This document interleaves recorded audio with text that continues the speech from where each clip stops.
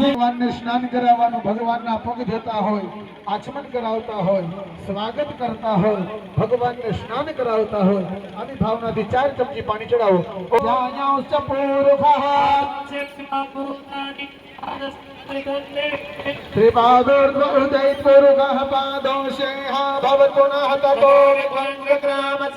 ચોખા બદલાવી દો.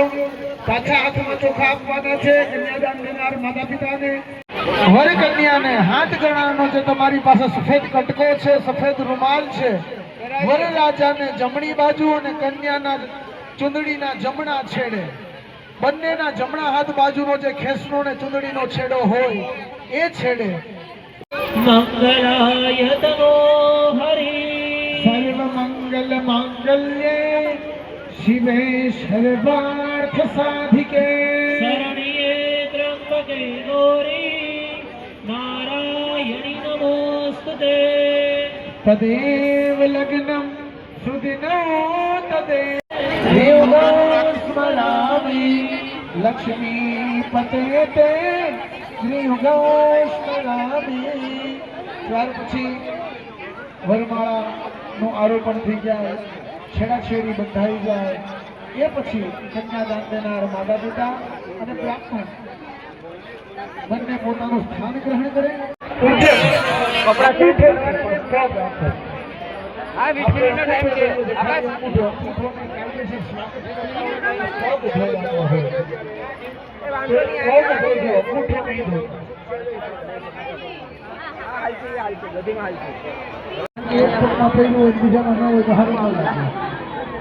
એટલે કાઢી નાખો મોજા પણ.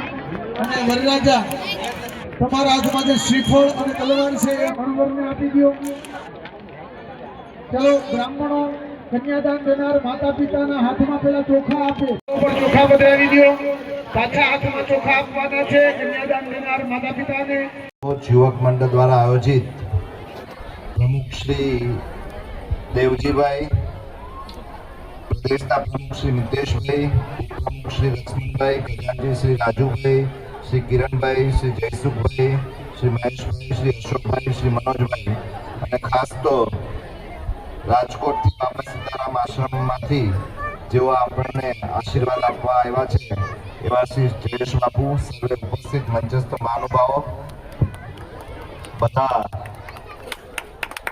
મારા ભાઈઓ બહેનો અને ખાસ તો આજે સમૂહ લગ્નમાં જેઓ પોતાના જીવનનું એક આજથી નવું એક સોપાન, નવું યુગમાં પ્રવેશી રહ્યા છે તેવા નવયુગલો અને તેમના આ પ્રસંગમાં ઉપસ્થિત સર્વે પરિવારજનો, આપ સૌને મારા જય સોમનાથ. ખાસ તો પહેલાં તો આપ સૌએ મને આ સમૂહ લગ્નનું જે ઈશ્વરી કાર્ય છે એમાં મને બોલાવી અને આમાં સહભાગી થવાની જે તક આપી એ બદલ હું આપ સૌનો ખૂબ ખૂબ આભાર માનું છું. જેમ વાત કરીએ એમ આ વિશ્વ એ હંમેશા સમયાંતરે પરિવર્તન માગતું હોય છે અને જીવનમાં, સમાજમાં પણ ધીમે ધીમે ધીમે ધીમે પરિવર્તન થતા રહ્યા છે. અને ત્યારે એક સામાજિક પરિવર્તનનો એક જો આયામ હોય તો આ એક સમૂહ લગ્ન છે.